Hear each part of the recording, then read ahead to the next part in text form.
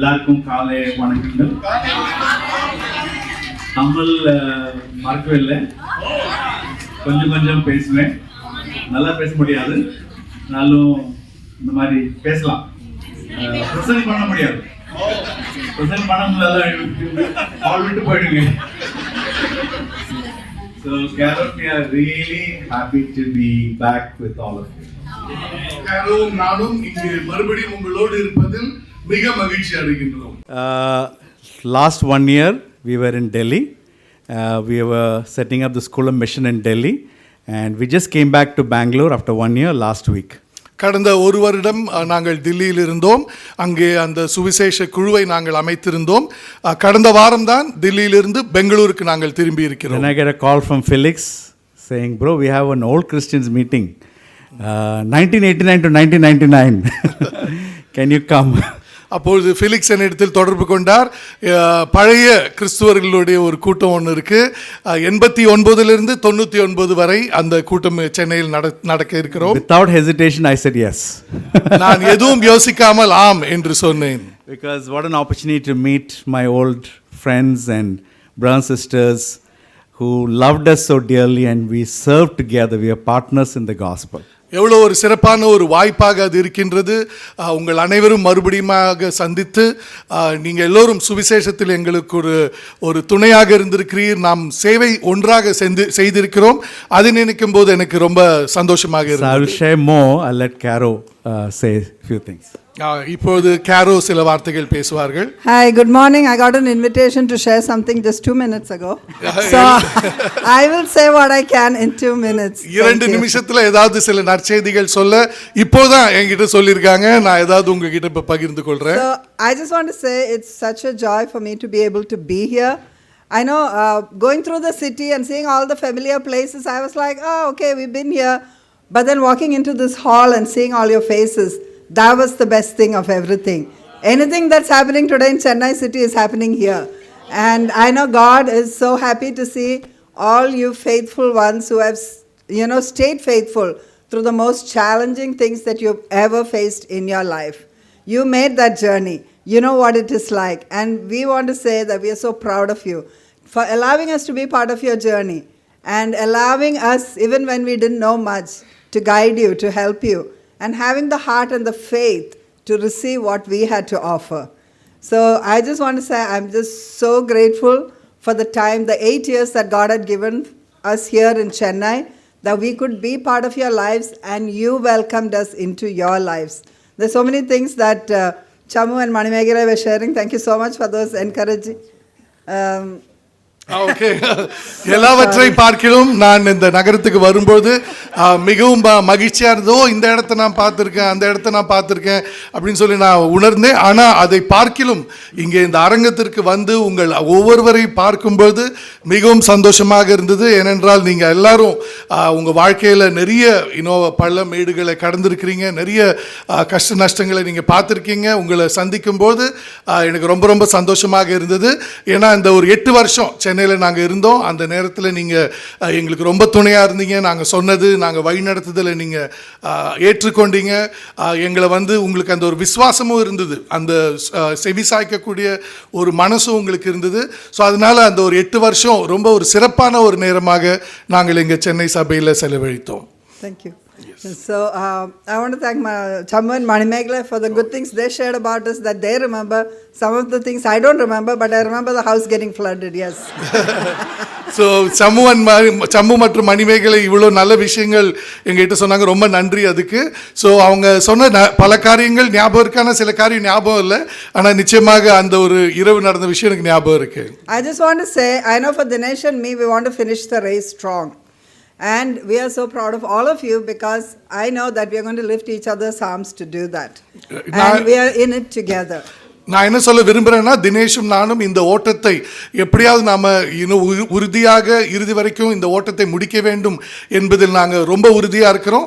எங்களுக்கு தெரியும் நீங்களும் கூட அதே உறுதியோடு இருக்கிறீங்க. நம்ம எல்லாரும் சேர்ந்து இந்த ஒரு பயணத்தை வெற்றிகரமாக முடிக்க வேண்டும். The journey has not been easy, neither for us nor for you, but you are here, we are here, and that's what matters.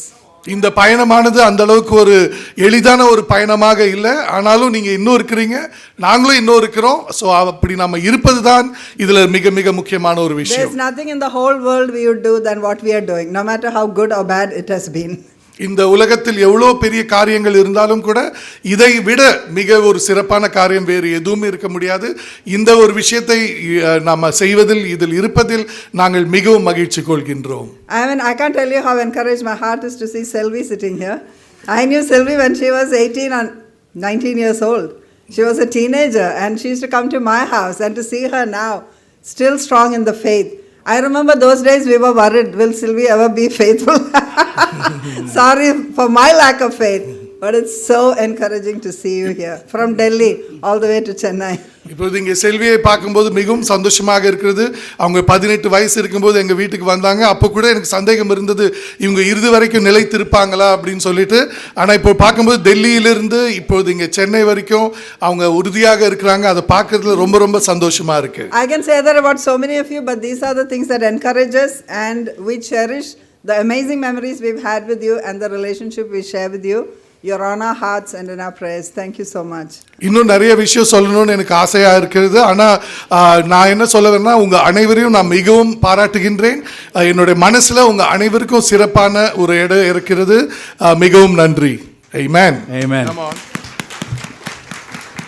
Yeah. So, how many of you are baptized in 89? Anybody here? 89 வருஷம். Okay. 1989ல Only John Cherian. Okay, he's old man. So, but he was baptized in Bangalore, and Karen me also baptized in 89 in Delhi. Thanks to the mission team, Jerry was there in the mission team, many others, and they evangelized, and that's how the church started here, because of people like all of you who stepped out in faith and made a difference. John Cherian அவர் 89இல் ஞானஸ்நானம் எடுத்தார். தினேஷும் 89இல் ஞானஸ்நானம் எடுத்திருந்தார். அந்த நேரத்தில்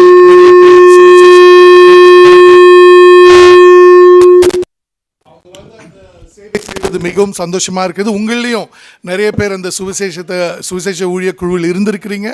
அதை நான் மிகவும் பாராட்டுகின்றேன்.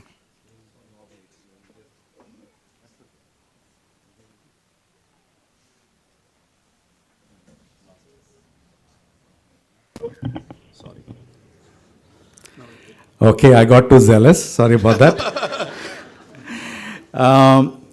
So many memories in Chennai. Reminded of Mo and Terry, who came on the mission team along with some of the brothers and sisters, and how they started the journey. And Terry is no more with us, but the legacy that they left behind is sending out missionaries. And that's where people who inspired people like them inspired me and many of you to step out and just do crazy things for God. இந்த நேரத்தில் நிறைய மலரும் நினைவுகள் எனக்கு இருக்கின்றது. முக்கியமாக மோ மற்றும் டெரி, அவங்க தான் இங்கே சுவிசேஷ குழுவை வழிநடத்தியிருந்தாங்க. டெரி நம் மத்தியில் இப்பொழுது இல்லை. ஆனாலும் கூட அவங்க விட்டு செய்த அந்த பணி ஆனது இன்னும் தொடர்கின்றது. நீங்கள் எல்லாரும் உங்களோட பயணத்தில் இன்னும் சிறப்பாக செயல்பட்டு கொண்டு வரீங்க. அதுதான் நம்ம இன்றைக்கு யோசிக்கக்கூடிய ஒரு முக்கியமான விஷயமாக இருக்கு. When I think about Chennai Church, it's a church that gave. They raised up leaders, like many of you rose up to serve God. You served as family leaders. You went to new ministry to start. You went to mission teams around Tamil Nadu and different parts. And that's how the Chennai Church, I remember. நான் சென்னை சபையை பற்றி யோசிக்கும்போது அது ஒரு கொடுக்கும் சபையாக நான் யோசிக்கின்றேன். நீங்கள் அனைவரும் உயர்ந்து எழுந்து நீங்கள் அனைவரும் தமிழ்நாட்டிற்குள்ள இருக்கக்கூடிய பல மாவட்டங்களுக்கு சுவிசேஷத்தை எடுத்து சென்றீங்க. அது மாத்திரம் இல்லாமல் இந்தியாவில் கூட இருக்கக்கூடிய பல இடங்களுக்கு சென்று நீங்கள் ஊழியம் செய்தீங்க. அந்த மாதிரியான ஒரு எண்ணம் தான் எனக்கு சென்னை சபையை பற்றி இருக்கிறது. And appreciate each one of you. Giving your very best. You had to sacrifice your family life. That is our mistake as leaders. We didn't instill those family times and family values, and you left your children in your homes and you went out evangelizing, and now you think, oh, that was probably not the best, and that's my fault and our fault, because we were focused on the mission, not focused on family. And now sometimes we are focused more on family and not less on mission. So we have to learn to do both. And so I apologize as a leader, as a young leader, sometimes I didn't give importance to some important, things as families, as God commands us to do. இந்த நேரத்தில் நீங்கள் எல்லாரும் இன்னும் பல விஷயங்களை தியாகம் செய்து நீங்கள் வெளியிலே சென்று சுவிசேஷத்தை பரப்பியிருக்கீங்க. குறிப்பாக உங்கள் குடும்பங்கள், குழந்தைகள் எல்லாம் கூட விட்டுட்டு நீங்கள் ஊழியத்துக்கு முதலிடம் கொடுத்தீங்க. அது ஆனால் ஒரு தலைவராக, ஒரு வழிநடத்துனராக என்னுடைய தவறு. நான் அந்த சமயத்தில் நாங்கள் கொஞ்சம் இளம் வயதில் ஒரு வாஞ்சையில் நாங்கள் அந்த மாதிரியாக இருந்தோம். அதற்காக நான் மன்னிப்பு கேட்கின்றேன். ஏனென்றால் குடும்பத்தோடு நேரம் செலவழிப்பதும் முக்கியமான ஒரு காரியமாக இருக்கிறது. ஒருவேளை இப்போ நம்ம அதிகமாக குடும்பத்தோடு நேரம் செலவழிக்கிறோம், ஊழியத்துக்கு கம்மி முக்கியத்துவம் கொடுக்கின்றோம். இப்பொழுது நாம் அது ரெண்டுத்தையும் சரியாக ஒரு சமரசமாக ரெண்டுத்தையும் சேர்ந்து செய்யக்கூடிய ஒரு காரியத்தை நாம் கற்றுக்கொள்ள வேண்டும். Karen, we have learned a lot from our own mistakes, things that now we think back and say, no, we should not have done that. Yes, we did. God did amazing thing through us. But also we think, we should have not done it. We should have done a better job focusing on that. We should not have spoken to that brother or that sister like that. So we have those reflections. We say, okay, we should have done many things that we didn't do, right? We should have done. கேரோவும் நானும் நிறைய முறை திரும்பி பார்க்கின்றோம். எங்களுடைய மனசுக்குள்ளே நாங்கள் யோசித்து ஒருவேளை நம்ம அப்படி செய்திருக்கக்கூடாது, அந்த சகோதரத்திலேயோ அந்த சகோதரி இடத்துலையோ இப்படியாக நம்ம பேசியிருக்கக்கூடாது அப்படின்னு சொல்லி நாங்கள் எங்களுக்குள் நாங்கள் பல முறை யோசித்து பார்த்து கொண்டு எங்களை திருத்திக் கொள்ள வேண்டும் என்ற ஒரு முயற்சியில் ஈடுபட்டு. And sometimes as a young leader you're very zealous and you're really radical about sin. So I know some of you have probably faced the wrath of my energy and my passion about dealing with sin. Madan probably has few of those experiences. சில சமயத்தில் நாங்கள் ஒரு வாஞ்சையோடு, ஒரு அனலோடு, அந்த இளம் வயதில் நீங்கள் இன்னும் பாவத்தை குறித்து நான் ரொம்ப உங்களிடத்தில் கடுமையாகவோ அல்லது மிக ஒரு வலுவாகவோ நான் கூட பேசியிருக்கலாம்.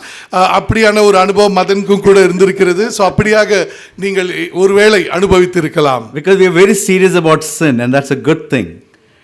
But we also didn't, as we need to be serious about, we also didn't express it with grace, like the way God is gracious. ஏனென்றால் நாம் மிகவும் பாவத்தை குறித்து மிகவும் கடுமையாக இருந்தோம். ஆனால் அந்த கடுமையை நாம் கிருபையோடு கலந்து நாம் சொல்லவில்லை. ஏனென்றால் தேவன் கிருபையோடு இருக்கின்றார். Because God is so patient with me. I've been a Christian for now 35 years and my gosh, only reason I'm still a Christian because of God's amazing grace and his amazing patience. தேவன் நம்மிடத்தில் மிக கிருபையாக இருக்கிறார், பொறுமையாக இருக்கிறார். நான் 35 வருஷமாக ஒரு சீஷனாக இருக்கின்றேன். ஆனால் மிக ஆச்சரியமான, மிக அற்புதமான ஒரு கிருபையும் பொறுமையும் தேவன் நம்மிடத்தில் வைத்திருக்கிறார். And God has taught me so much in the last 35 years and still learning. இந்த கடந்த 35 ஆண்டுகள் தேவன் பல விஷயங்கள் எனக்கு கற்றுக் கொடுத்திருக்கின்றார். நான் இன்னும் கற்றுக்கொண்டே இருக்கின்றேன். And appreciate the church is growing. Appreciate Jerry and Rose has put in a lot of effort to raise up elders. It's good to see Solomon and Rajam and Paneer Selvam and Alphonse are becoming elders. That's a new phase for the Chennai church to see people among us growing and raising to serve as shepherds for the church. நான் மிகவும் பாராட்டுகின்றேன். ஜெரி மற்றும் ரோசா அவர்கள் மூப்பர்களை அவர்கள் நியமித்திருக்கிறார்கள். பன்னீர் செல்வம் மற்றும் அல்போன்சா, சாலமன் மற்றும் ராஜம் அவர்கள் இருவரும் இப்பொழுது மூப்பர்களாக வழிநடத்துவதை பார்க்கும்போது மிகவும் சந்தோஷமாக இருக்கிறது. And really appreciate the leadership of Felix and Smiley, Dilip Babu and Preeti and rest of the leadership team who are just stepping up and making every effort to serve you the best they can. Felix மற்றும் smiley மற்றும் டில்லி பாபு மற்றும் பிரீத்தி மற்றும் பலர் அவர்கள் எழுந்து நின்று இப்பொழுது உங்களுக்காக ஊழியத்தை செய்வது, சேவை செய்வதை பார்க்கும்போது மிகவும் மகிழ்ச்சியாக இருக்கிறது. Right now, Karami, we don't lead a church, we don't lead churches, or we serve in School of Mission. இப்பொழுது கேரோவும் நானும் எந்த ஒரு சபைக்கும் தலைமை தாங்கவில்லை. நாங்கள் எந்த ஒரு தலைமை பதவியிலும் இல்லை. நாங்கள் இப்பொழுது அந்த சுவிசேஷ பள்ளியில் நாங்கள் இப்பொழுது ஊழியம் செய்து கொண்டிருக்கிறோம். And we'll serve till we are trying to see who can replace us in that role, so we can continue to serve in different capacities in the church, maybe not in full time, but still be servants like many of you are doing. நாங்கள் அந்த ஒரு பதவி அந்த ஒரு பொறுப்புக்கு வேற யாராவது ஒருத்தர் வருவாரா, அவங்களை நியமிக்கலாம் என்று நாங்கள் பார்த்து கொண்டிருக்கின்றோம். அப்படியாக அவர்களை அந்த பொறுப்பில் நியமித்து விட்ட பிறகு வேற ஏதாவது ஒரு விதத்தில் சேவை செய்வதற்கு நாங்கள் காத்து கொண்டிருக்கிறோம். முழு நேர ஊழியத்தில் இல்லை என்றாலும் உங்களைப் போல ஒரு ஊழியத்தை செய்ய வேண்டும் என்று உங்களைப் போல நாங்களும் ஆவலாக இருக்கின்றோம். And this transition for us has been a blessing that we no longer leading a church, because that responsibility, only those who are leading the church, they know the responsibility they feel when they are serving in that capacity. அந்த ஒரு மாற்றமானது நாங்கள் இப்பொழுது அது குறித்து மிகவும் ஒரு மகிழ்ச்சி அடைகின்றோம். ஏனென்றால் அந்த சபையை வழிநடத்துவது என்பது ஒரு பொறுப்பான ஒரு பாரமான ஒரு விஷயம். அந்த பொறுப்பில் இருந்தவர்களுக்கு தான் அதை பற்றி தெரியும். I respect Felix and Smiley, they carry that responsibility. Sorry bro. Okay, with that responsibility comes a lot of challenges. Everybody comes to you for all their problems and all their issues. So now I can be in a place, I can be there to encourage you and sympathize with you and support you. That's what we do wherever, in Delhi, in Bangalore. Our role is to support the leadership and be a source of encouragement to them, because what they do is very challenging. It doesn't look challenging on the outside, but it's not easy to be a leader of a church. Felix மற்றும் smiley, நான் உங்களை மிகவும் பாராட்டுகின்றேன். எனக்கு தெரியும் எந்த அளவுக்கு நீங்கள் ஒரு பாரத்தை சுமந்து கொண்டிருக்கிறீர்கள். எல்லோரும் உங்களிடத்தில் வருவார்கள், இது வேணும் அது வேணும்னு சொல்லிட்டு. ஸோ அது மிகவும் ஒரு கடினமான ஒரு வேலை. நாங்கள் இப்பொழுது அதை உணர்கின்றோம். அதனால் தான் டெல்லியிலோ அல்லது பெங்களூர்லேயோ எங்கு சென்றாலும் அங்கே இருக்கக்கூடிய சபை தலைவர்களுக்கு ஒரு உறுதுணையாக, ஒரு உற்சாகத்தை ஊட்டுபவர்களாக நாங்கள் That's what we are committed to. Whatever happens, doesn't matter. We need to encourage our brothers and sisters and be a support to wherever God puts us, whatever role, it doesn't matter. We are here as Christians and we need to serve as Christians. என்ன நடந்தாலும் பரவாயில்லை, நாங்கள் அதுதான் முடிவெடுத்திருக்கின்றோம். என்ன ஒரு பதவியோ எந்த ஒரு பொறுப்போ அதை பற்றி கவலை இல்லை. நாம் கிறிஸ்தவர்களாக இருக்கின்றோம். எங்கு சென்றாலும் ஒரு கிறிஸ்தவர்களாக அந்த ஊழியத்தை செய்ய வேண்டும் என்ற எண்ணத்தோடு நாங்கள் இப்போ. When I look at this group, you have been through many ups and downs in life. இந்த ஒரு குழுவை பார்க்கும்போது நீங்கள் அனைவரும் பல மேடுகளை நீங்கள் சந்தித்திருக்கிறீர்கள். We have had many significant things happen in life, like Mary Ruth is sharing all the miracles that she has experienced. Chammu, all of you have some amazing stories about how God has blessed you. நீங்கள் அனைவரும் பல காரியங்களை நீங்கள் அனுபவித்திருக்கிறீர்கள். மேரி, Ruth மற்றும் சம்மு மணிபைகளை அவர்கள் பகிர்ந்து கொண்டது போல தேவன் உங்கள் மூலமாக பல அதிசயங்களையும் அற்புதங்களையும் நிகழ்த்தி இருக்கின்றார். And we are grateful for those amazing miracles God has done. தேவன் நம்முடைய வாழ்க்கையில் செய்த அந்த அற்புதங்களுக்கு நாம் மிகவும் நன்றி உள்ளவர்களாக இருக்கிறோம். But we also have faced many losses. நாம் அதே நேரத்தில் பல இழப்புகளையும் நாம் சந்தித்திருக்கின்றோம். As you get older, the losses keeps increasing. நமக்கு வயசு ஜாஸ்தி ஆகும்போது அந்த இழப்புகளானது அதிகரித்து கொண்டே இருக்கும். There is grief. Many of us are still grieving. நிறைய சோகங்கள், நம்மில் நிறைய பேர் இன்னும் அந்த சோகத்தில் மூழ்கி இருக்கின்றோம். There are hurts from the past. நிறைய கசப்புணர்வுகள், நமக்கு வலிகள் இருக்கலாம். Some of us still feel the pain of some of our hurts. நம்முடைய பழைய வாழ்க்கையில் முன் வாழ்க்கையில் நடந்த சில கசப்பான அனுபவங்களை நாம் இன்னும் உணர்ந்து கொண்டிருக்கலாம். Many of us have health issues. பலருக்கு உடல் நல குறைவு இருக்கலாம். When I was young, I didn't understand when older uncles and aunties say they have முதுவேர் இருக்கு, அது இருக்கு, இங்கே நோவு இருக்கு, இங்கே நோவு இருக்கு. I couldn't understand what they were saying. I still be encouraged, bro, you need to be fired up for Jesus. Deny yourself. Take up the cross and follow Jesus. Okay, சகோதரி, நீங்க எதுவா இருந்தாலும் உங்க தன்னைத்தானே வெறுத்து இயேசு கிறிஸ்துவுக்காக சிலுவையை சுமந்து நீங்க செல்ல வேண்டும் என்று நான் சொல்லியிருக்கிறேன். மன்னிக்கணும் uncles and aunties. Now I have some of those aches and pains. கடவுளே, thank you for teaching me some things. Okay, so only when you get a little older you understand certain difficulties when you go through different phases of life. நமக்கு வயது ஆகும்போதுதான் வாழ்க்கையின் பல பரிமாணங்களில் இருக்கக்கூடிய சில சிக்கல்களும் வலிகளும் நாம் அனுபவிக்கின்றோம். You know, some of us have lost our loved ones.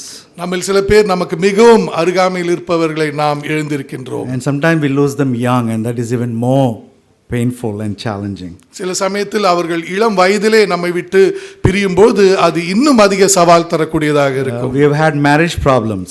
நமக்கு திருமணத்தில் பிரச்சனைகள் இருந்திருக்கு. We worry about our children's future. நம்முடைய குழந்தைகளுடைய எதிர்காலத்தை குறித்து நாம் We have கவலைப்படுகிறோம். financial difficulties. பொருளாதார சிக்கல்கள், Still wondering what our future is going to be and what's going to happen to our next phase of life. இப்பொழுதும் கூட நம்முடைய பொருளாதார சூழ்நிலை எப்படி இருக்க போகிறது, எதிர்காலம் எப்படி இருக்க போகின்றது என்பதை குறித்து நாம் கவலைப்படுகின்றோம். And some of us had many relational challenges. நம்மில் பலருக்கு உறவு முறைகளில் பிரச்சனைகள் இருந்திருக்கலாம். We have lost some good friends. நம் பல நல்ல நண்பர்களை இழந்திருக்கின்றோம். And we have, drifted sometimes in our relationships. ஒருவேளை நம்முடைய உறவு முறைகளில் நாம் விரிசல் அடைந்து பிரிந்திருக்கலாம்.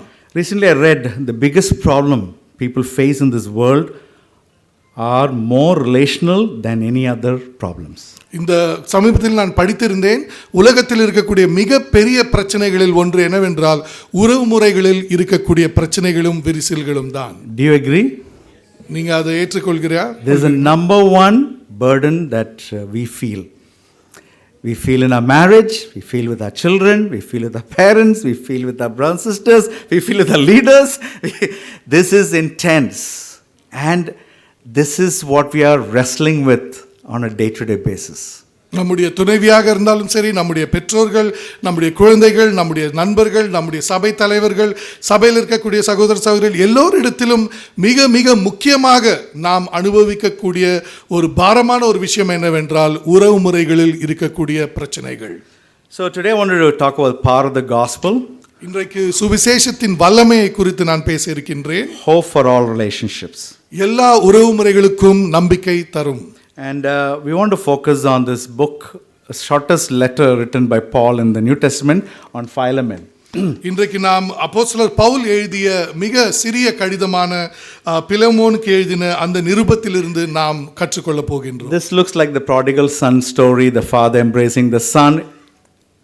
Philemon is like a prodigal son returning back, a similar story. இது ஒரு கெட்ட குமாரனின் கதையை போல இருக்கின்றது. ஆனால் பிலமோனும் கூட அப்படிப்பட்ட ஒரு தொலைந்து போன ஒரு குமாரனாகத்தான் இருந்திருக்கிறார்.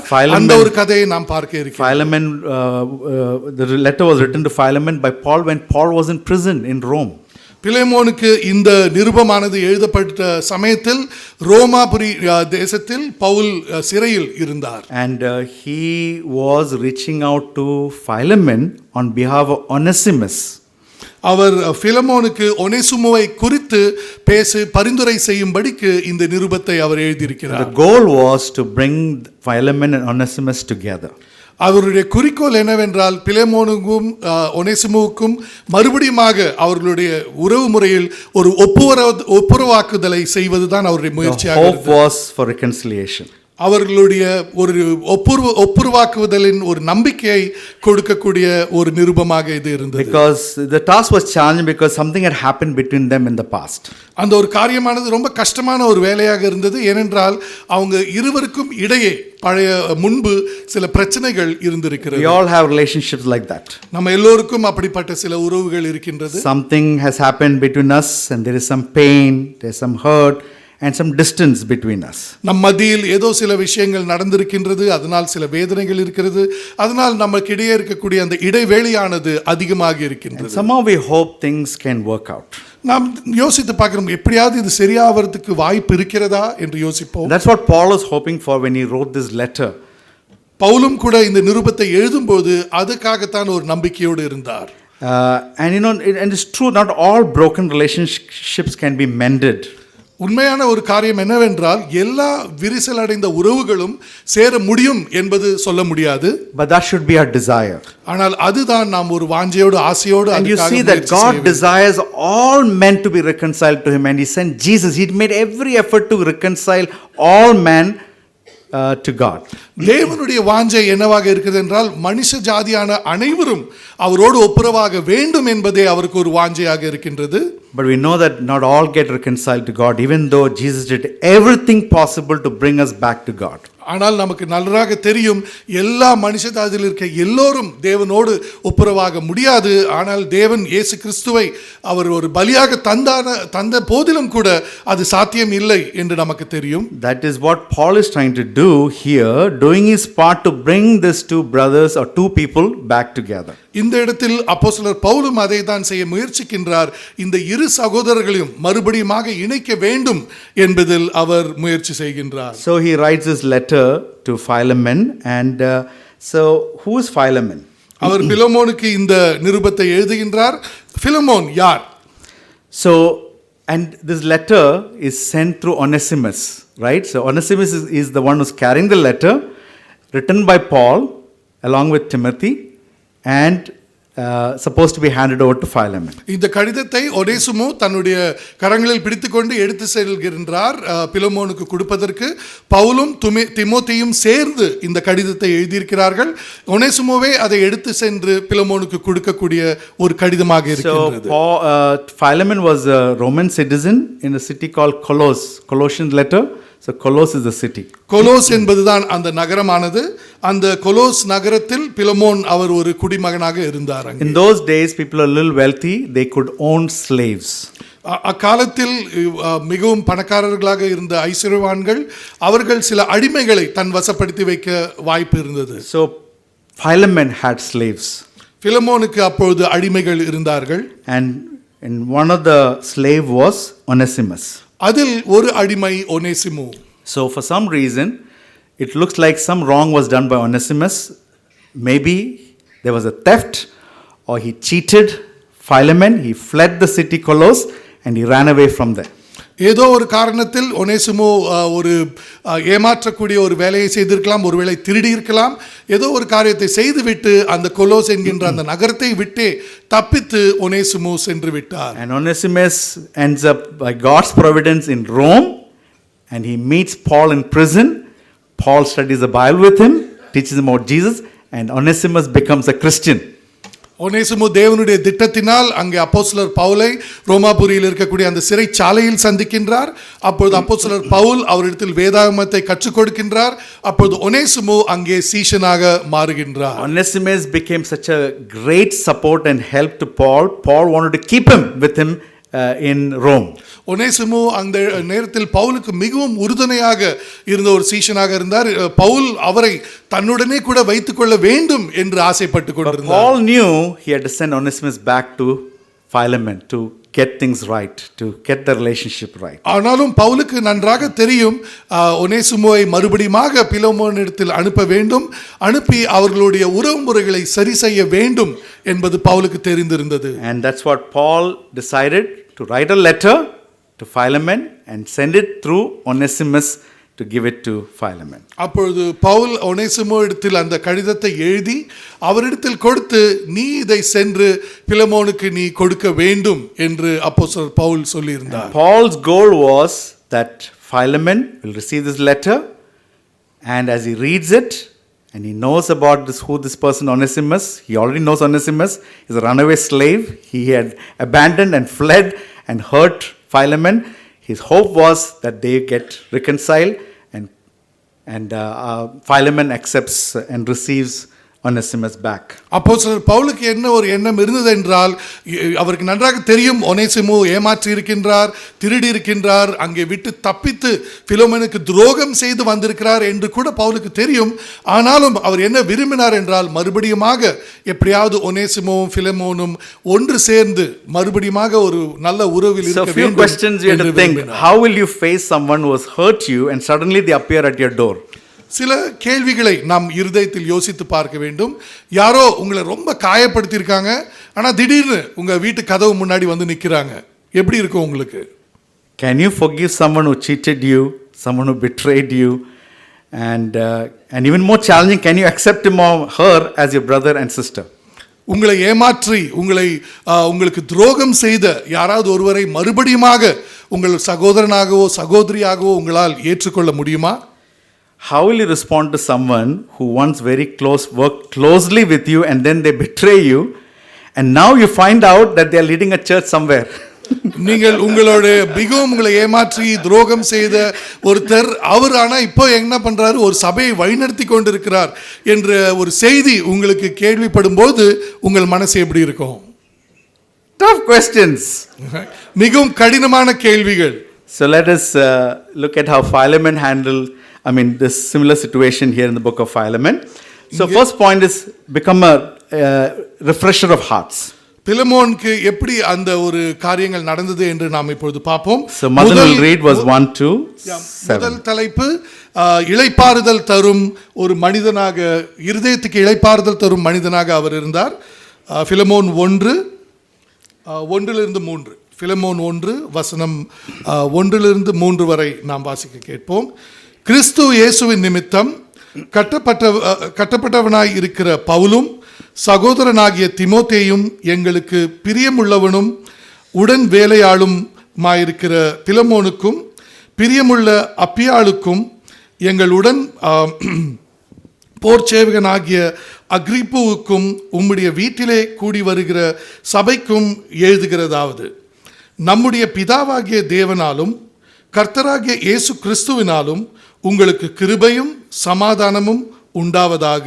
ஆமேன். Yeah, please. 7 வரைக்குமா? Verse Okay. 4 to 7 also. Yes. கர்த்தராகிய இயேசுவினிடத்திலும் எல்லா பரிசுத்தவான்களிடத்திலும் உள்ள உம்முடைய அன்பையும் உம்முடைய விசுவாசத்தையும் நான் கேள்விப்பட்டு என் ஜெபங்களில் உம்மை நினைத்து எப்பொழுதும் என் தேவனுக்கு ஸ்தோத்திரம் செய்து உங்களில் உள்ள சகல நன்மைகளும்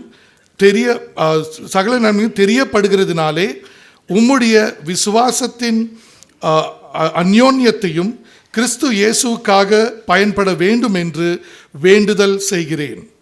சகோதரனே, பரிசுத்தவான்களுடைய உள்ளங்கள் உம்மாலே இளைப்பாறுகிறபடியினால் உம்முடைய அன்பினாலே மிகுந்த சந்தோஷமும் ஆறுதலும் அடைந்திருக்கிறோம். ஆமென். Paul is addressing few people in this letter apart from Philemon. இங்கே பவுல் பிலமோனை தவிரவும் கூட சில நபர்களை குறித்து பேசுகின்றார். Paul is writing along with Timothy. இங்கே தீமோத்தேயை பற்றி பவுல் பேசுகிறார். And he mentions Philemon, அப்பொழுது பிலமோனை பற்றி பேசுகிறார். Apphia, that people believe is his wife. Philemon's wife is Apphia. அப்பியாள் என்ற அந்த பெயர் கொண்ட நபர் அவர் பிலமோனுடைய மனைவி என்று மக்கள் நம்புகிறார்கள். Archippus, it seems to be a house church leader along with Philemon. அர்க்கிப்பு என்பவர் ஒரு வீட்டு சபையை வழிநடத்தக்கூடிய பிலமோனோடு உடன் பணியாற்றக்கூடிய ஒரு நபராக அவர் இருக்கிறார். And the church. மற்றும் அவர்களிடத்தில் கூடியிருந்த சபை. And what does he say about Philemon in the end? In verse 7, right?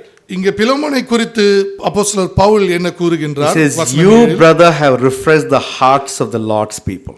நீங்கள் சகோதரனாகிய நீங்கள் தேவனுடைய மனிதர்களுடைய இருதயம் இளைப்பாறுதல் அடையும்படிக்கு வேலை செய்திருக்கிறீர்கள் என்று சொல்கிறார். When Paul thinks about Philemon, this is his memory, that he refreshes the hearts of Lord's people.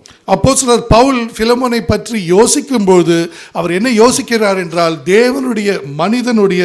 தேவனுடைய மனுஷர்களுடைய இருதயத்தை இளைப்பாறுதல் ஆக்கும் மனிதனாக அவர் பிலமோனை நினைவு கூர்கிறார். When look at the way Paul addresses various brothers and sisters in this letter, something we can learn from that.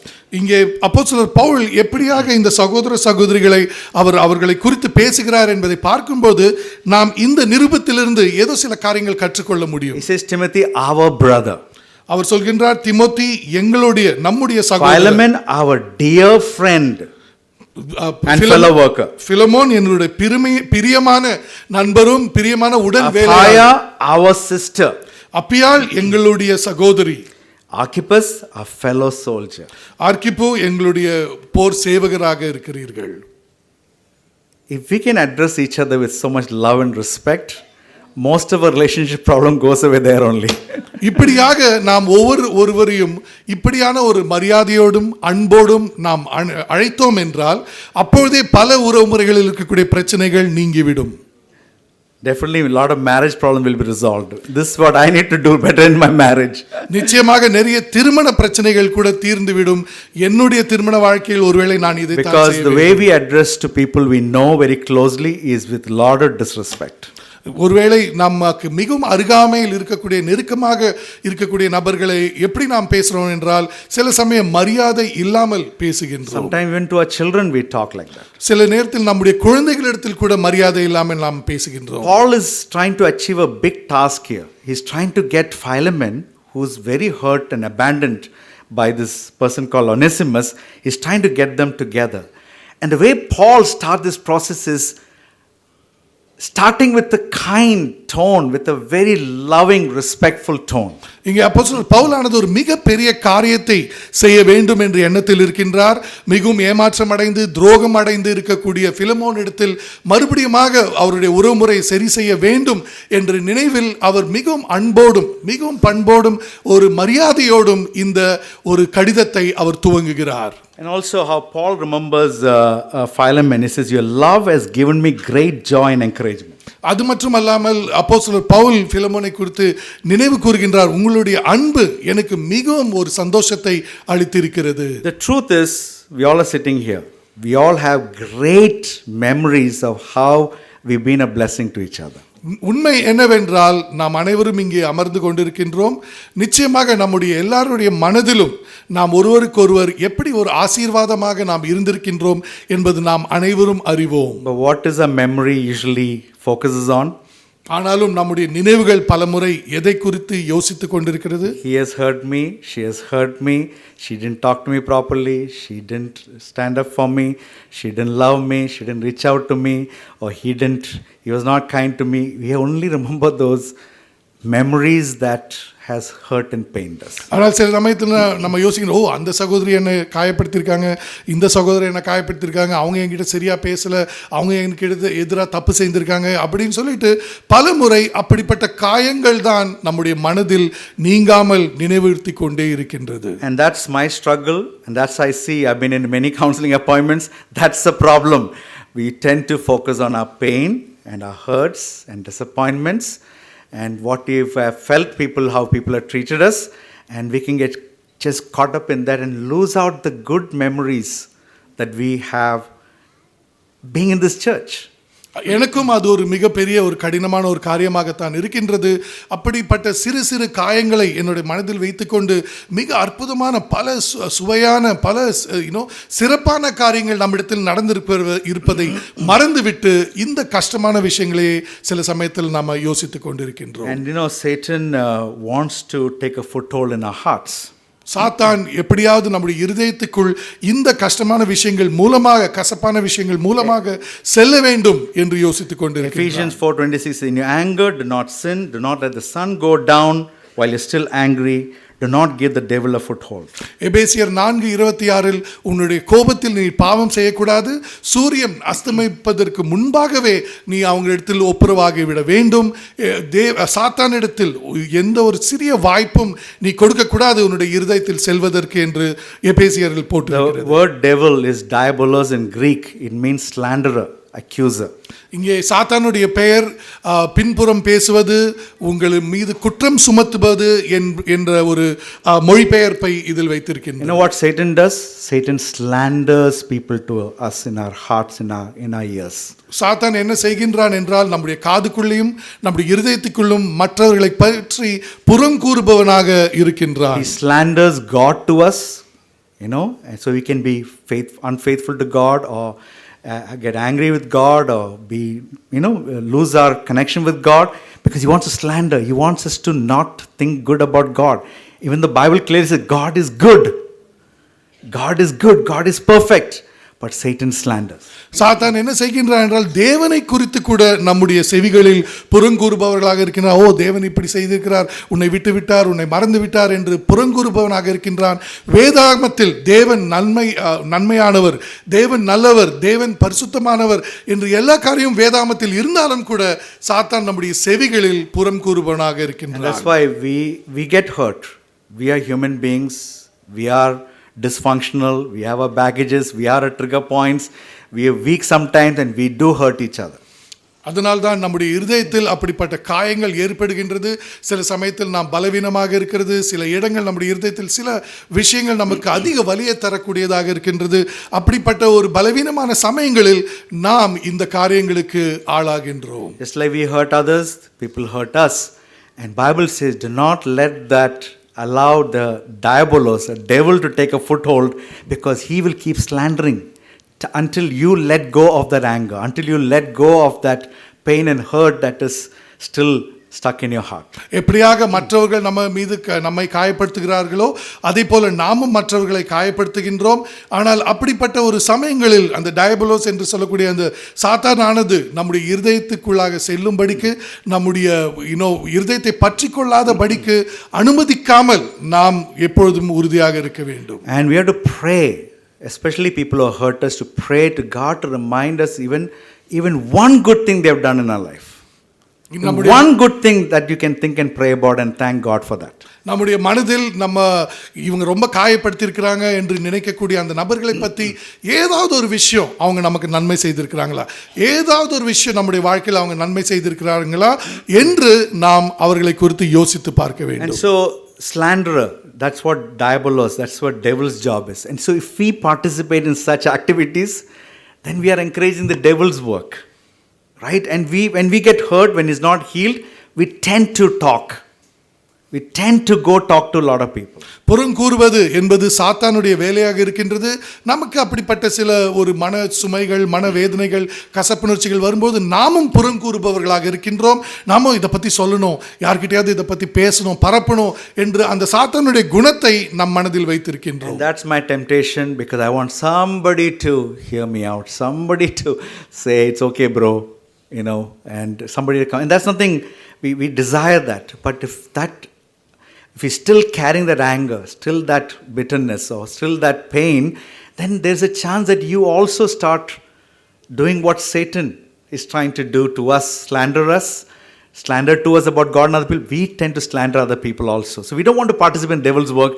We want to participate in God's work. Is all about healing and edifying, encouraging.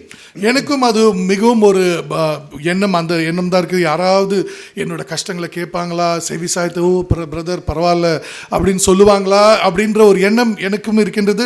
நாம் அனைவரும் அதைத்தான் விரும்புகின்றோம். ஆனால் நாம் என்ன புரிந்து கொள்ள வேண்டும் என்றால், நாம் மறுபடியுமாக தேவனுடைய காரியங்கள் ஈடுபட வேண்டும், ஒப்புரவாக வேண்டும், அந்த உறவுமுறையை சரி செய்ய வேண்டும் என்பதில் தான் நாம் மும்முரமாக இருக்க வேண்டும். We need to pray that we become a Philemon. Okay, Philemon means somebody who loves. நாம் என்ன ஜெபிக்க வேண்டும் என்றால், நான் பிலமோனை போல இருக்க வேண்டும். பிலமோன் என்ற அதுக்கு அர்த்தம் அன்பு கூறுபவன் என்ற அர்த்தம். Somebody shows brotherly kindness. ஒரு சகோதரத்துவமான ஒரு அன்பை காண்பிக்கும் ஒரு நபர். He was a refresher of hearts. அவர் இருதயங்களுக்கு இளைப்பாறுதல் தரக்கூடிய ஒரு நபர். To refresh means, in Greek, means put our hearts at ease, to feel rested. இளைப்பாறுதல் என்பதற்கு அர்த்தம் என்னவென்றால், நம்முடைய இருதயத்திற்கு ஒரு ஓய்வு தந்து, இருதயத்திற்கு ஒரு ஓய்வு தந்து சந்தோஷத்தை தரக்கூடிய ஒரு விஷயம். That's what we need to be there for each other. Put our hearts at ease, right? Not make us more troubled by more negative things or things that is going to create more agitation. ஒருவர் குறித்து நாம் அப்படியாகத்தான் நாம் யோசிக்க வேண்டும். ஒருவரோட இருதயங்களை நாம் ஓய்வுபடுத்த வேண்டும். ஒரு சந்தோஷமாக, சுலபமாக, எளிமையாக நாம் வழிநடத்த வேண்டும். எல்லாரோட இருதயத்திலும் கஷ்டத்தை கொடுக்க போறேன், அவங்க மனசை நான் வலிக்க செய்ய போறேன் என்கின்ற ஒரு எண்ணம் நமக்கு இருக்கக்கூடாது.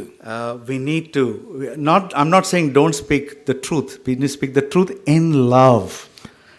Right? It should be edifying. It should that lift our hearts towards repentance. நான் சொல்லவில்லை நீங்க எதுவும் சொல்லக்கூடாதுன்னு நான் சொல்லவில்லை, உண்மையை பேசக்கூடாதுன்னு நான் சொல்லலை. உண்மையை பேசணும், உண்மையை நாம் சொல்ல வேண்டும். ஆனால் அதை அன்போடு சொல்ல வேண்டும். அவர்களை நாம் கட்டுவதற்காக, உயர்த்துவதற்காக, ஒரு நல்ல காரியங்களை நினைத்து அன்போடு அந்த உண்மையை நாம் பேச வேண்டும். In the midst of all your personal struggles, can you be a Philemon to one another? உங்களுடைய எல்லா பிரச்சனைகளுக்கு மத்தியிலும் கூட நீங்கள் ஒரு பிலமோனை போல ஒரு நல்ல சகோதரனாக இருக்க முடியுமா? That is Paul is trying to be for Philemon, and remembering Philemon that he is that way with his saints. அப்படியாகத்தான் அப்போஸ்தலர் பவுல் பிலமோனை நினைவு கூர்ந்தார். அவருடைய வாழ்க்கையில் பிலமோன் இப்படியாகத்தான் நடந்து கொள்கிறார் என்பதில் பவுல் தெளிவாக இருந்தார். I want to thank many of you, probably all of you, who prayed for me while I was in hospital because of COVID. நான் கோவிட் சமயத்தில் மருத்துவமனையில் இருந்தபோது உங்கள் அனைவருக்கும் உங்களில் அநேகருக்கும் நான் மிகவும் நன்றி கடமைப்பட்டிருக்கின்றேன். என்றால் அந்த மருத்துவமனையில் நான் உடல்நலக் குறைவாக இருக்கும் சமயத்தில் நீங்கள் ஜெபித்தீர்கள். Thank you because your prayers let me live. நன்றி, எல்லோருக்கும் நன்றி. உங்களுடைய ஜெபம் எனக்கு ஒரு வாழ்க்கை கொடுத்திருக்கின்றது. Because of your prayers I'm here today. Miracle that I'm able to speak to you, meet you face to face. This is all thank you Jesus. உங்களுடைய ஜெபங்களினால் நான் இங்கே இருக்கின்றேன், சுவாசித்துக் கொண்டிருக்கின்றேன், உங்களிடத்தில் பேசிக் கொண்டிருக்கின்றேன். இயேசு கிறிஸ்துவுக்கு நன்றி. 25 days in the ICU was a testing time for my own heart. ஐசியூவில் 25 நாட்கள் நான் இருந்தேன். அது என்னுடைய இருதயத்திற்கே மிகவும் ஒரு சோதனை தரக்கூடிய ஒரு நேரமாக இருந்தது. Before getting into that COVID, we are going through a lot of hurts. Covid அந்த நோயை நான் அதுக்கு பலியாக ஆவதுக்கு முன்பாக என்னுடைய இருதயத்தில் பல கஷ்டங்களும் பல சம்பாஷணைகளும் இருந்தது. Even though I was in the deathbed, literally, the only thing I was praying is, help me to forgive. And please forgive my sins. So because I had to remember, because I couldn't confess my sins to anybody that time. I couldn't call anybody and say, hey, I have something to confess. And no confession time because there's no phones given. Only once a day, Caro would call me and the hospital give a phone. That too for a 5 minutes. I can't talk because there was a mask sitting on my face. And so the whole day, 24/7 is like 25 days of retreat. Personal retreat between me and God. Only I'm there to talk to God and God. I have to listen to God. அந்த 25 நாட்கள் நான் யோசித்ததெல்லாம் ஒரே ஒரு விஷயம்தான். தேவனே, என்னை மற்றவர்களை நான் மன்னிக்க வேண்டும், அதே போல் என்னுடைய பாவங்களை மன்னியுங்கள் என்று. ஏனென்றால் என் மனதில் அத்தனை கஷ்டங்கள் இருந்தது. அப்பொழுது யாரிடத்திலும் நான் தொலைபேசியில் பேசியோ, சகோதரே நான் பாவத்தை அறிக்கை பண்ணணும் அப்படின்னு என்னால் சொல்லவும் முடியல. வெறும் 5 நிமிடத்திற்கு மாத்திரம் கேரோ என்னிடத்தில் தொலைபேசியில் பேசுவார்கள். என்றால் என்னோட முகம் மூடப்பட்டிருக்கும், முகமூடி இருக்கும். ஸோ அந்த நேரத்தில் ஒரு 25 நாட்கள் அது ஒரு ரெட்ரீட்டை போல நானும் தேவனும் தேவனுக்கும் மத்தியில நான் பேசுவேன், தேவன் என்னிடத்தில் பேசுவார். அப்படியாக இருந்தோம். You are away from your family, away from everybody you know, just you and God. Even the hospital people, they stand at a distance with all their their stuff, and they would not come close to you. So you are just sitting, lying down in the bed. You cannot get up, you cannot move out. You're stuck in bed for 25 days. So, who do you have as company? Only God. அந்த 25 நாட்கள் குடும்பம் இல்லை, நண்பர்கள் இல்லை. அந்த மருத்துவத்தில் பணி செய்யும் அவர்கள் கூட ஒரு 2 அடி தள்ளி தான் நிற்பார்கள். ஃபுல்லாக அவங்களுடைய அந்த ஒரு அணிகலன்களை அணிந்து கொண்டு அவர்கள் அப்படி நின்று கொண்டிருப்பார்கள். அப்போ வேற யாரும் இருக்கா? வெறும் நானும் தேவனும் மாத்திரம்தான். And that was the best time for me to work on my heart. I had to repent of my own unforgiveness. I had to repent of my past sins and just confess and get my heart to have a right heart towards anybody who have hurt me. அந்த நேரத்தில் நான் என்னுடைய மனம் திரும்ப வேண்டிய ஒரு கட்டாயமாக இருந்தது. எல்லோரையும் மன்னிக்க வேண்டும் என்ற ஒரு கட்டாயம் மற்றும் என்னுடைய பழைய பாவங்களிலிருந்து நான் மனம் திரும்ப வேண்டும் என்ற விஷயம். நான் எப்படியாக எல்லோரை குறித்தும் யோசிக்கின்றேன், எப்படியாக எண்ணுகின்றேன் என்ற எல்லா காரியத்தை குறித்தும் நான் திருந்த வேண்டிய ஒரு காரியமாக இருந்தது. And because I know I had to prepare to meet God because I could have been gone. So only person I can talk to and get reconciled is God and say everything and be at peace. And I felt that there's a peace that came after the first 1 week of being in the hospital because first 1 week was a wrestling match, right, between me and God.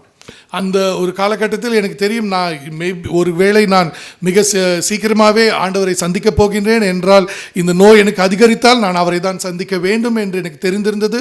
அந்த முதல் வாரம் அது ஒரு மிகவும் கடுமையான ஒரு மல்யுத்த போட்டியை போல இருந்தது. ஒரு வாரம் கழித்து தான் எனக்கு அந்த ஒரு சமாதானம் என் இருதயத்துக்குள்ளே வந்தது. And those days when Caro and the kids and my mom and my sister would call every day, they would say, people all over the world are praying for you. that was refreshing. That was comforting, knowing that people are praying.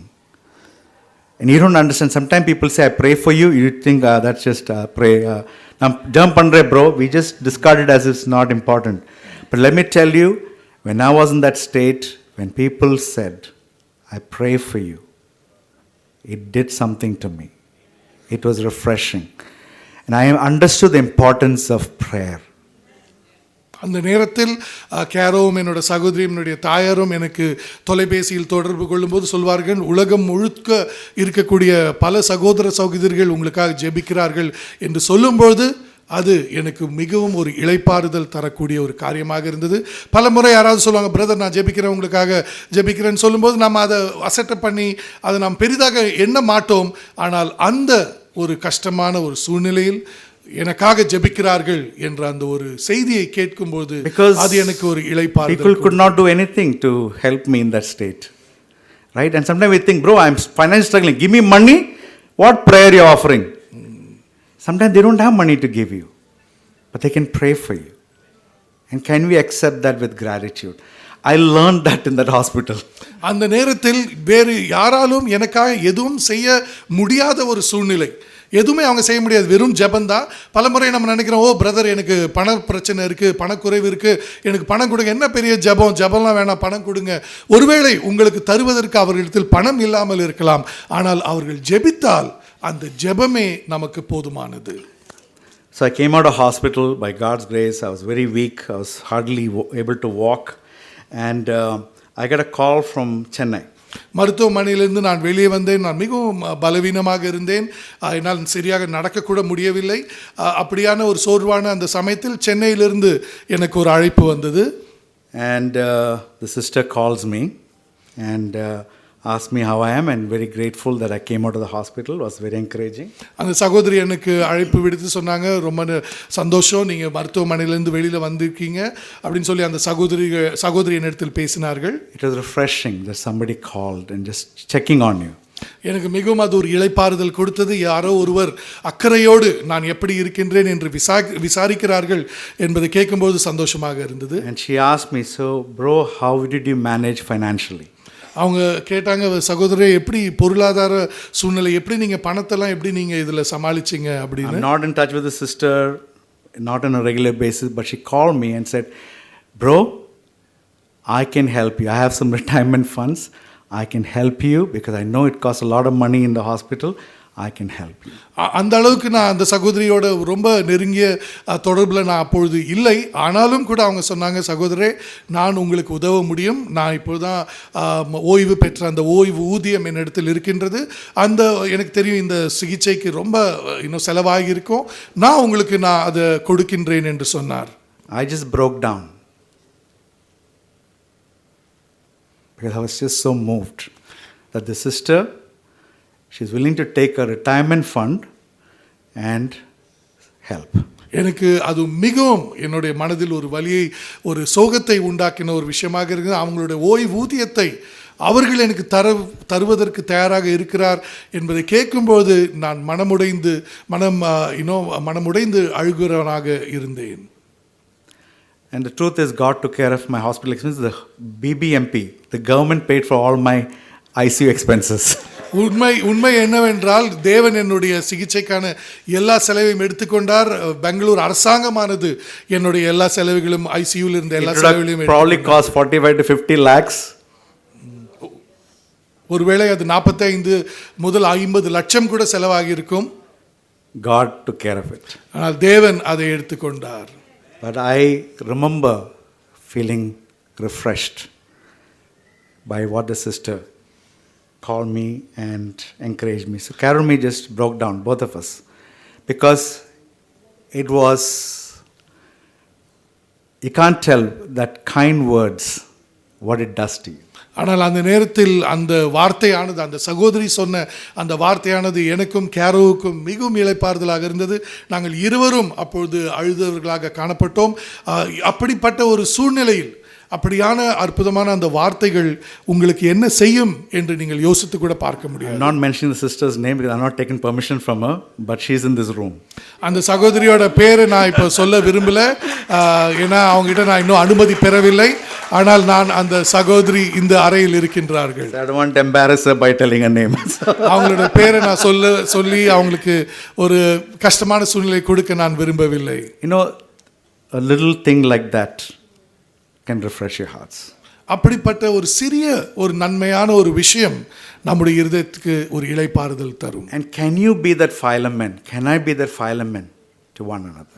நீங்கள் அப்படிப்பட்ட ஒரு பிலேமோனாக, நான் அப்படிப்பட்ட ஒரு பிலேமோனாக இருக்க முடியுமா? We can't be that for everybody in the world.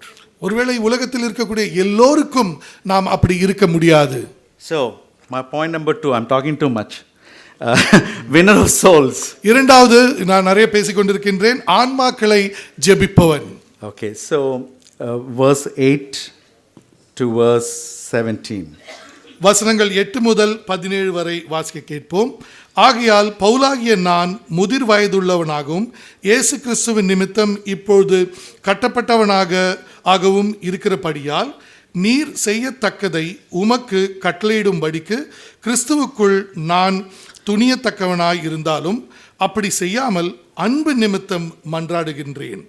என்னவென்றால் கட்டப்பட்டிருக்கிறகையில் நான் பெற்ற என் மகனாகிய ஒனேசிமுவுக்காக உம்மை மன்றாடுகின்றேன்.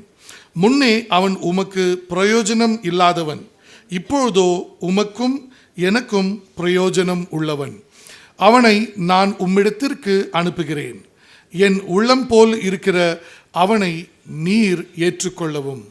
சுவிசேஷத்தின் நிமித்தம் கட்டப்பட்டிருக்கிற எனக்கு ஊழியம் செய்யும்படி உனக்கு பதிலாக அவனை என்னிடத்தில் வைத்து கொள்ள வேண்டும் என்றிருந்தேன். ஆனாலும் நீர் செய்யும் நன்மையை கட்டாயத்தினால் அல்ல, மனப்பூர்வமாய் செய்யத்தக்கதாக நான் உம்முடைய சம்மதியில்லாமல் ஒன்றும் செய்ய எனக்கு மனதில்லை. அவன் என்றென்றைக்கும் உம்முடையவனாய் இருக்கிறபடிக்கும் இனிமேல் அவன் அடிமைகளானவனாக அல்ல, அடிமை ஆனவர்களுக்கு மேலானவர்களாகவும் பிரியமுள்ள சகோதரனாகவும் நிமித்தம் இருக்கும்படிக்கும் கொஞ்ச காலம் உம்மை விட்டு பிரிந்து போனவனாய் இருக்கும். எனக்கு அவன் பிரியமான சகோதரனானதனால் உமக்கு சரீரத்தின் படியேயும் கர்த்தருக்குள்ளும் எவ்வளவு பிரியமுள்ளவனாய் இருக்க வேண்டும். ஆதலால் நீர் என்னை உம்மோடே ஐக்கியமானவன் என்று எண்ணினால் என்னை ஏற்றுக்கொள்வது போல அவனையும் ஏற்றுக்கொள்ளும். Amen.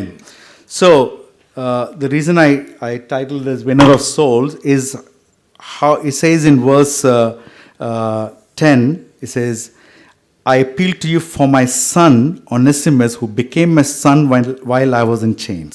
நான் ஏன் இதை ஒரு ஆத்மாக்களை ஜெயிக்கக்கூடிய ஒரு நபர் என்று நான் சொல்ல விரும்பினேன் என்றால், அப்போஸ்தலர் பவுல் சொல்கின்றார், ஒனேசிமு எனக்கும் ஒரு மகனாக மாறினான். நான் இயேசுவுக்காக சிறைச்சாலையில் இருக்கும்போது அவன் எனக்கும் ஒரு மகனாக மாறினான் என்று. Imagine Philemon thinking, what? Onesimus a slave who ran away, who stole some of my stuff, who just abandoned me, cheated me, now he is your son? And of course, he said he became my son while I was in chains. He became a Christian while he was in prison. Philemon யோசிப்பார், என்னது ஒனேசிமு, எனக்கு அடிமையாக இருந்த ஒனேசிமு, என்னை ஏமாத்தின ஒனேசிமு இப்பொழுது உங்களுக்கு ஒரு மகனாக இருக்கின்றானா? சிறைச்சாலையில் சீஷனாக அவன் மாறியிருந்தாலும் அப்படியாக இருக்கின்றானா என்று பிலமோன் யோசித்துக் கொண்டிருந்தார். Paul is always about winning souls. ஆனால் பவுல் எப்போதுமே ஆத்மாக்களை ஜெயிக்க வேண்டும், வெல்ல வேண்டும் என்பதில் குறியாக இருந்தார். And as Christians, we don't want to forget that we need to be soul winners. கிறிஸ்தவர்களாக இருக்கக்கூடிய நாம் மறந்துவிடக்கூடாது, நாமும் பல ஆத்மாக்களை சேகரிக்கும் நபர்களாக இருக்க வேண்டும். And I must confess that soul winning part of me needs to repent. நான் ஒரு பாவ அறிக்கையை போல நான் சொல்ல வேண்டும், ஆன்மாக்களை கர்த்தருக்காக சேகரிப்பதில் நான் நிறைய மாற வேண்டும். And some of us probably are really passionate about. Some of us used to be passionate, lost a passion. We need to get a passion for lost souls. உங்களில் சில பேர் மிக வாஞ்சையோடு ஆன்மாக்களை சேகரிப்பவர்களாக இருக்கலாம். ஒருவேளை சில பேர் அதை இழந்து விட்டு மறந்து போய் இருக்கலாம். ஆனால் நாம் அனைவரும் மறுபடியுமாக கர்த்தருக்காக ஆன்மாக்களை சேகரிக்க வேண்டும். Why was Paul writing this? He wants Philemon to accept Onesimus back. ஏன் அப்போஸ்தலர் பவுல் இந்த கடிதத்தை எழுதுகின்றார்? ஏனென்றால் பிலமோன் மறுபடியுமாக ஒனேசிமோவை ஏற்றுக்கொள்ள வேண்டும் என்று விரும்புகின்றார். Onesimus, he was useless before, now he's become useful in Christ. ஒனேசிமோ இதுக்கு முன்பாக பயன் இல்லாதவனாக இருந்தான், ஆனால் இப்பொழுது பயனுள்ளவனாக What இருக்கிறான். Paul is trying to tell Philemon is that Onesimus has repented. He is not the same person who left you when he left you and abandoned you and ran. He is a transformed person. Pavul இங்கே என்ன சொல்ல விரும்புகின்றார் என்றால், இப்பொழுது ஒனேசிமோ மனம் திரும்பி இருக்கின்றார். உன்னை விட்டு விலகுற சமயத்தில் ஒனேசிமோ எப்படி இருந்தாரோ அப்படியான ஒரு மனிதனாக அவர் இப்பொழுது இல்லை. அவர் இப்பொழுது மனம் திரும்பி வேறொரு மனிதனாக இருக்கின்றார் என்பதை Pavul And brothers and sisters, we all have a past. சகோதர சகோதரி, நம்ம அனைவருக்கும் ஒரு பழைய வாழ்க்கை என்று ஒன்று இருக்கும். Past before we became a Christian, now as a Christian we still have a past as a Christian.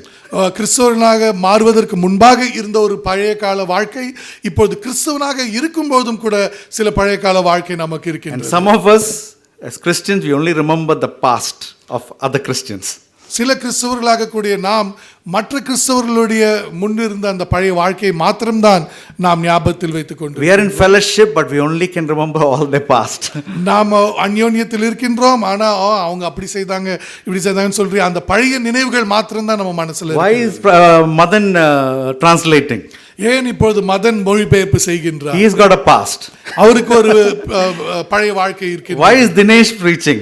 ஏன் தினேஷ் பிரசங்கம் செய்றாரு? Because he's got a past. அவருக்கு ஒரு பழைய வாழ்க்கை இருக்கிறது. Why is Felix doing this? Why is this person? So we tend to focus on the past where God has already forgiven if you repented.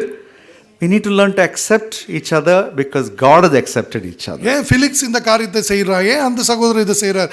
ஏன் அந்த சகோதரர் இதை செய்கிறாங்கன்னு சொல்லி நம்ம யோசிக்கின்றோம். நாம் என்ன புரிந்து கொள்ள வேண்டும் என்றால், அவர்களுடைய அனைத்து பழைய காரியங்களையும் தேவன் மன்னித்து விட்டார். அவர்கள் மனம் திரும்பின பட்சத்தில் தேவன் மன்னித்து இருக்கின்றார். அப்படி இருக்கும்போது நாம் ஏன் அதே பழைய காரியங்களை நினைத்து கொண்டிருக்க வேண்டும்? We need to learn to forgive those who have had a bad past. நாம் மிக ஒரு கசப்பான ஒரு பழைய வாழ்க்கையோ கசப்பான சில தவறுகளை யாராவது செய்திருந்தாலோ அந்த காரியங்களை மறக்கும் ஒரு மனநிலை நமக்கு இருக்க வேண்டும். So forgiveness doesn't mean you will forget sometimes what people did. மன்னிக்க வேண்டும். மன்னிப்பது ரொம்ப முக்கியமாக இருக்குது. மன்னிக்க முடிந்தாலும் சில சமயத்தில் மறப்பது கொஞ்சம் கடினமாக இருக்கலாம். But we should not forget, what we should not forget is God has forgiven you. நாம் என்ன மறக்க கூடாது என்றால், தேவன் நம்மை மன்னித்திருக்கின்றார். ஸோ ஆகையால் நாமும் அவர்களை மன்னிக்க வேண்டும். Meaning it will be difficult to forget, but you have to remember that God forgives you. நாம் சில சமயத்தில் மன்னிப்பது நமக்கு கொஞ்சம் கஷ்டமாக இருக்கலாம். ஆனால் நாம் நினைவில் கூற வேண்டும் என்றால், தேவன் நம்மை மன்னித்து. And so here is Onesimus with the past. He was useless, ran away, slave. Now Paul is saying, accept him back. Not just accepting back as a slave, but accepting back as a free man and even more as a brother in Christ. இங்கே அப்போஸ்தலர் பவுல் சொல்கிறார், இங்கே ஒனேசிமோ இருக்கின்றார், அடிமையான ஒனேசிமோ, ஏமாற்றின துரோகம் செய்த அந்த ஒனேசிமோ, அவரை நீ இப்பொழுது ஏற்றுக்கொள்ள வேண்டும். அடிமையாக இல்லை, அடிமையை விட மிக அதிகமாக ஒரு சகோதரனாக நீ ஒனேசிமையை ஏற்றுக்கொள்ள வேண்டும் என்று கட்டளையிடுகிறார். How would you handle that kind of a request from a brother, a sister in Christ? அப்படிப்பட்ட ஒரு காரியத்தை ஏதாவது ஒரு சகோதரரோ சகோதரியோ உங்களிடத்தில் நீ செய்ய வேண்டும் என்று கட்டளையிட்டால் நீங்கள் எப்படியாக அந்த ஒரு காரியத்தை பற்றி யோசிப்பீர்கள்? And Paul is saying, I'm not going to force this upon you. I'm going to ask you to do this favor. I'm going to request your consent on this. நான் இதை உன்னிடத்தில் வற்புறுத்தலாக நான் இதை சொல்லவில்லை. நான் உன்னிடத்தில் கேட்கின்றேன், ஒரு அன்பு நிமித்தம் நான் இதை உன்னிடத்தில் ஒரு கேட்கின்றேன் என்று அப்போஸ்தலர் Pavul See how Paul is trying to reconcile these two brothers? How? But not by force, not by asserting his authority. Even though he's an apostle, he had every right to do it. He said, no, I'm not going to do that. I'm going to appeal to you as a brother. I'm going to appeal to your conscience. அப்போது அப்போஸ்தலர் பவுலை பார்க்கும்போது அவர் ஒரு அப்போஸ்தலனாக இருக்கின்றார். அவருக்கு எல்லா அதிகாரமும் இருக்கின்றது. அவர்களிடத்தில் வற்புறுத்தி நீங்கள் 2 பேரும் இப்படி தான் ஒப்புரவாகணும், நீங்கள் 2 பேரும் மறுபடியும் சகோதரர் ஆளுமை என்று அவர் வற்புறுத்தி சொல்லலாம். ஆனால் அப்போஸ்தலர் பவுல் அப்படி சொல்லாமல் அன்பின் நிமித்தம் பரிந்துரை செய்கின்றேன் என்று விண்ணப்பித்து அவர் ஒனேசிமுவை மற்றும் பிலமோனை சேர்ப்பதற்கு அவர் முயற்சி செய்கின்றார். Then he says in verse 17, if you consider me a partner, welcome him as you would welcome me. வசனம் 17 நீ என்னை உனக்கு உன்னோடு உடன் வேலை செய்த ஆளாக கருதினீர் என்றால் என்னை நீ எப்படி வரவேற்பாயோ அதே போலவே ஒனேசிமுவையும் நீ வரவேற்க வேண்டும். That's a good imagery that Paul is saying. If the way you welcome some of your leaders, somebody you love, can you welcome this person who have hurt you?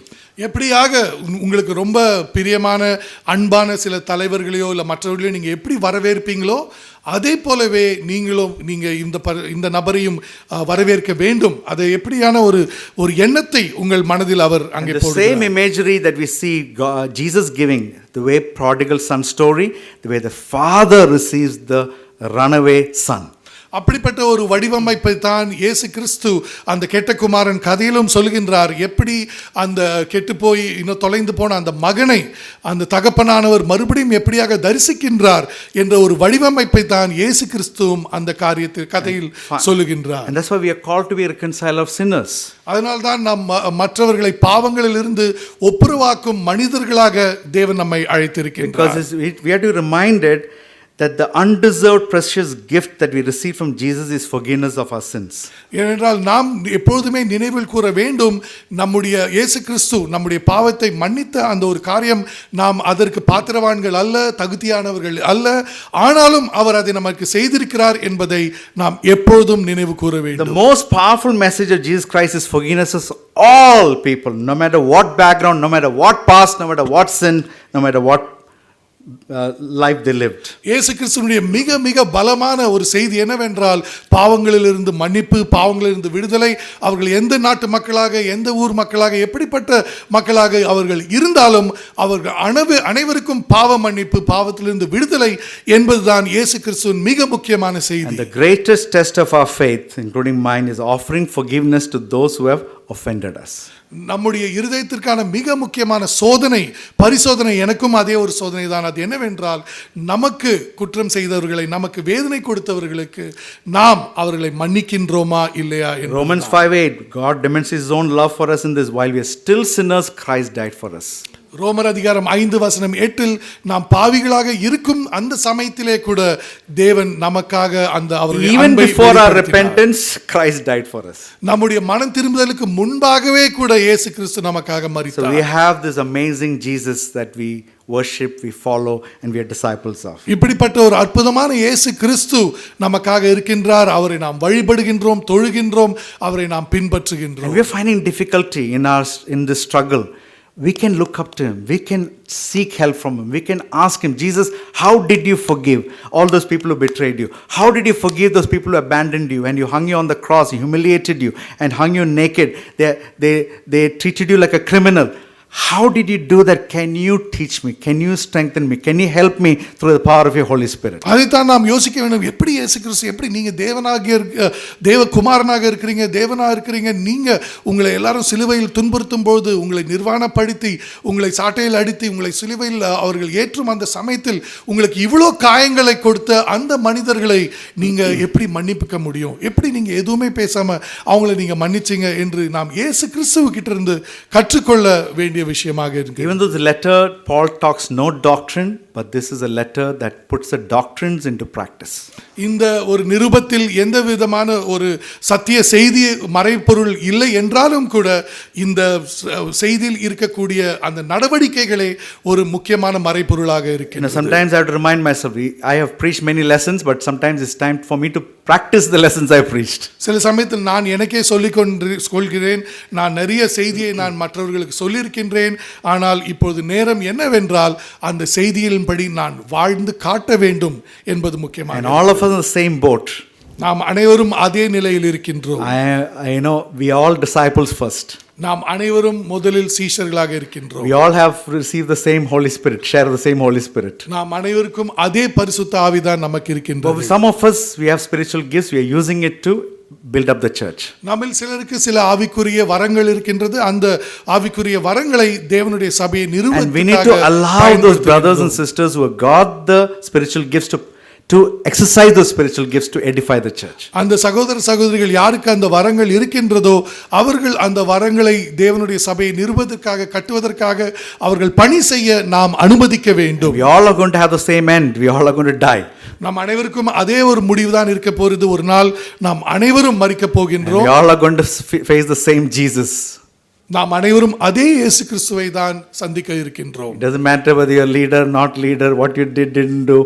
We have to face Jesus. நீங்க ஒரு தலைவர் இல்ல, நீங்க இந்த பதவி அந்த பொறுப்பு எப்படியாக இருந்தாலும் கூட ஒரு நாள் நாம் இயேசுவை சந்திக்க And the வேண்டும். appeal that Jesus would make to us even now, be reconciled to God if your sins you're unrepented of, and be reconciled to one another. Do your best to do that. இயேசுவின் நிமித்தம் நான் உங்களிடத்தில் விண்ணப்பிப்பது என்னவென்றால், முதலாவது நாம் மனம் திரும்பி இயேசுவுடனே கூட ஒப்புரலாக வேண்டும். நம்முடைய பாவங்கள் மனம் திரும்பாத சில பாவங்கள் இருந்ததென்றால் நாம் மறுபடியுமாக இயேசு கிறிஸ்துவிடத்தில் ஒப்புரவாக வேண்டும். மற்றும் ஒருவரோடு ஒருவர் நமக்கு ஏதாவது மனஸ்தாபங்கள் குறைகள் இருந்தாலும் நாம் மன்னித்து ஒருவரோடு ஒருவரும் கூட ஒப்புரவாக. And we can only do that when we fix our eyes on Jesus and our hearts on Jesus. And His word is what reigns in our heart, and we allow His Spirit to lead us. நாம் அதை எப்படியாக செய்ய முடியும் என்றால், இயேசு கிறிஸ்துவ மீது நம்முடைய கண்களை செலுத்தி அவரை மற்றும் நாம் யோசித்து தேவனுடைய வசனத்தில் நம்முடைய இருதயத்தை தரித்து கொண்டு அப்படியாக யோசிக்கும் பொழுதுதான் நாம் அதை செய்ய முடியும். That's the power of the gospel. அதுதான் சுவிசேஷத்தின் That's why it is good news. அதனால் தான் அது நற்செய்தி. No matter what your past is, your future can be totally transformed. உங்களுடைய பழைய காலம் எப்படியாக இருந்தாலும் கூட எதிர்காலம் மிக மறுரூபமாக கூடிய அளவுக்கு You இருக்கும். may be a runaway slave, you may be whatever you have done, you can be a saint for Christ. நீங்க தப்பித்தோடிய ஒரு அடிமையாக இருக்கலாம், துரோகம் செய்த ஒரு நபராக இருந்தாலும் கூட இப்பொழுது கிறிஸ்துவுக்காக ஒரு புனிதராக இருக்கக்கூடிய ஒரு வாய்ப்பு Let's இருக்கு. embrace that gospel, let's spread that gospel, spread the good news, and encourage and refresh each other's hearts. அந்த ஒரு சுவிசேஷத்தை நாம் கட்டி தழுவுவோம், அந்த சுவிசேஷத்தை நாம் பரப்புவோம், அந்த சுவிசேஷத்துக்கு உண்மையாக நாம் அனைவரும் வாழ்வோம். It's interesting, there's a mention of Mark in this letter. இதே ஒரு செய்தியில், இதே ஒரு நிருபத்தில் மார்க்கை பற்றியும் ஒரு சிறிய Who is குறிப்பு Mark? இருக்கின்றது. Mark is somebody who Paul had to let go on a mission trip. And Mark left. Paul and Barnabas had a little difference. They spread separate ways. Here, who mentions Mark? Paul. So Paul is telling Philemon to do something he had to work on himself. இங்கே mark யாரு என்று பார்த்தோம் என்றால், ஒரு சுவிசேஷ பயணத்தில் பவுலும் மார்க்கும் அவர்கள் பிரிய வேண்டிய ஒரு சூழ்நிலையில் இருந்தது. அப்புறம் பவுலும் பர்னபாவும் கூட இன்னொரு காலகட்டத்தில் பிரிந்தார்கள். ஆனால் ஏன் இங்கே மார்க்கை பற்றி அப்போஸ்தலர் பவுல் சொல்கிறார் என்றால், எப்படியாக தான் மார்க்கோடு இந்த உறவு முறையில் அந்த ஒரு விரிசலில் அவர் எப்படி ஒப்புரவாக மாறினாரோ, எப்படி ஒன்றிணைந்தாரோ, அதை போலவே நீயும் செய்ய வேண்டும் என்று நினைவூட்டுகிறார். So things can change. That's the power of the gospel. எல்லா விஷயங்களும் மாறக்கூடும், அதுதான் சுவிசேஷத்தின் I can வல்லமை. change. I still have a lot of things to repent of. You can change. We all can change. And this world can change because the power of the gospel is transforming power. நான் மாற முடியும், நானும் நிறைய விஷயங்கள் மனம் திரும்புவதற்கு இருக்கின்றது. நீங்கள் மாற முடியும், இந்த உலகம் மாற முடியும், எல்லோரும் மாற முடியும். ஏனென்றால் அதுதான் சுவிசேஷத்தின் வல்லமை. Thank you, brothers and sisters. Love you. சகோதர சகோதரிகளே, மிகவும் நன்றி, அன்பு கூறுகின்றேன்.